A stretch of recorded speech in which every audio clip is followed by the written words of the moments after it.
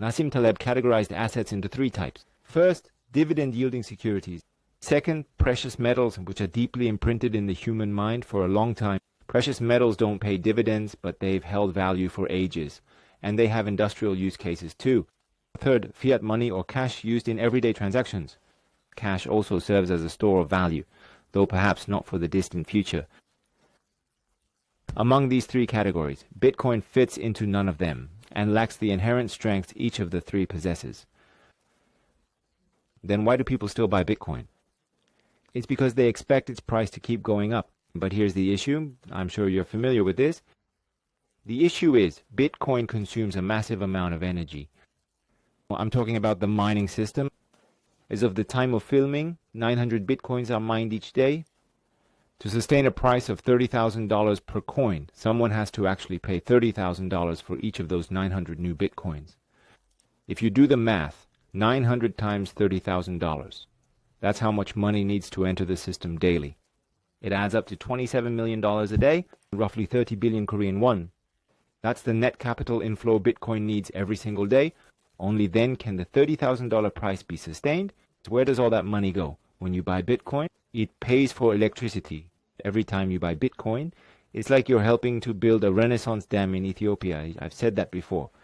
That's exactly what I meant. Buying Bitcoin means effectively you're paying for electricity. When you say your money is spent on the cost of mining Bitcoin, framing it that way is the simplest and most compelling model. Again, to sustain the system, to keep this $30,000 system intact, it requires $27 million of fresh capital entering from outside every day. This is what Nassim Taleb was concerned about. He didn't spell it out like this, of course. He used his own sharp, flamboyant language. I'm breaking it down for you because I understand his model. Look, you don't believe Bitcoin's price will rise forever, do you?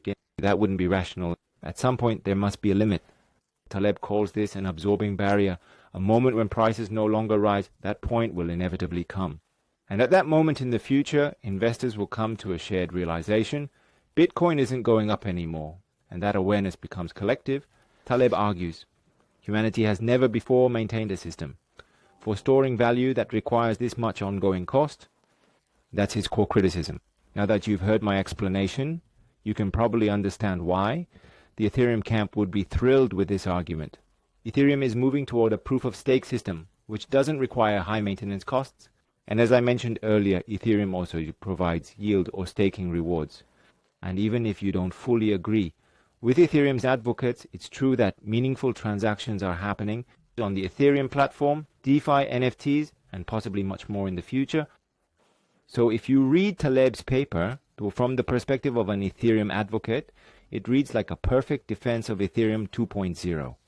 I'm not suggesting any conspiracy, like Taleb and the Ethereum camp collaborated behind the scenes, but there is an intellectual shift.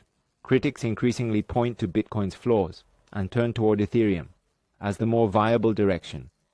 They are asking a fundamental question. Is the monetary phenomenon of Bitcoin more important, or is the blockchain technology what really matters? This isn't just Ethereum versus Bitcoin. After Bitcoin entered the world, Goldman Sachs said, Bitcoin is a threat, but blockchain is valuable. Mainstream media echoed that sentiment. Bitcoin is flawed, but blockchain is good. That narrative made its way to Korea, and by 2017 the Korean government drew a line. No to Bitcoin, but yes to blockchain. It became almost a default mindset, a widely accepted way of thinking. What we see now is a continuation of that. Put simply, let me rephrase this. Imagine you are a Bitcoiner, and I am too. What impressed us was the elegance of the Bitcoin system. The final hurdle we must confront is this very question. As I explained earlier, this logic is rational and well structured. The next logical step is, will Bitcoin rise forever, or will it go to zero? Both seem unrealistic, and yet that's the binary Taleb presents. Which statement would your intuition side with? Be honest intellectually and instinctively. Do you believe Bitcoin will rise forever, or do you believe it will stop rising someday and eventually fall to zero? Which one do you believe? Taleb, being a deeply trained thinker, takes that logic further. He imagines a future point where Bitcoin can no longer rise. Since it's not a dividend asset, not cash, and not a precious metal, it falls into a vicious cycle and ends up worthless. If Bitcoin becomes worthless at some future point, The moment you realize that it is effectively the same as it becoming worthless now, this is where I challenge that logic, the critical threshold Taleb describes. When price can no longer rise. It raises the question if the asset pays no dividends, isn't cash, and isn't gold, will demand really continue? If not, then mining collapses due to lack of incentive. In that scenario, I argue, building on Taleb's logic, I dare say demand can still exist. Why? Because the world is far from ideal. People don't always buy Bitcoin for future gains. They use it to cross borders today or to avoid exploitative fees charged by the financial system. Often it's the state that takes a cut when you exchange currencies. Bitcoin helps you bypass that. Even power plant operators use excess electricity to mine Bitcoin, knowing full well it might crash tomorrow, because today's electricity is better used than wasted. So mining continues. It's better than letting electricity go unused.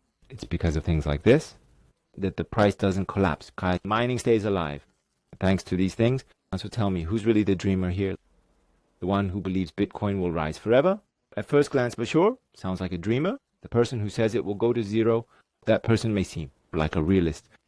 But I'm here to persuade you, Bitcoin is far more grounded in realism than you might think.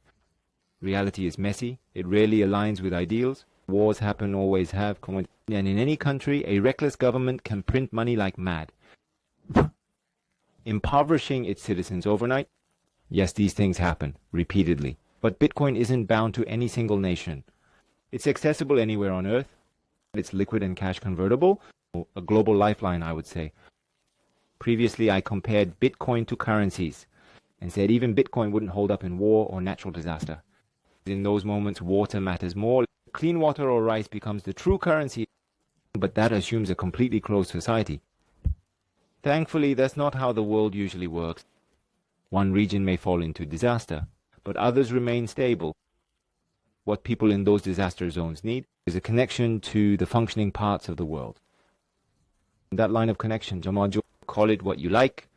I'll leave that to your imagination. That lifeline to a functioning society could be language, communication, or trust, or perhaps something that encompasses all of them. When a closed society collapses, what can save the individuals within it is the connection to a functioning society outside. It can't save the failed society, but it can save the individual. That tie, that connection is the lifeline. But the leaders of such closed societies cut off every one of those ties in the name of the public interest as they see fit. They end up severing them all. It's because they believe that as long as those ties remain, they could speed up the collapse of the entire system. And yet, even in a society thrown into chaos, there are still connections, ties that no government or regime can break. That unbreakable tie has already been created.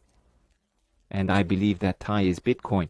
So when people grasp onto Bitcoin, as soon as they leave their broken society, they can escape their harsh reality. And if not for themselves, they can at least help their families find freedom. To people trapped in hyperinflation, Bitcoin offers more peace of mind than any currency. To a father in a war zone, Bitcoin is the means to get his family across the border. In other words, the world Nassim Taleb imagines is abstract and dreamy, while the one I envision is grounded in reality. Bitcoin may very well be the one asset that offers hope of rising value. But that's all for today. Have a great day.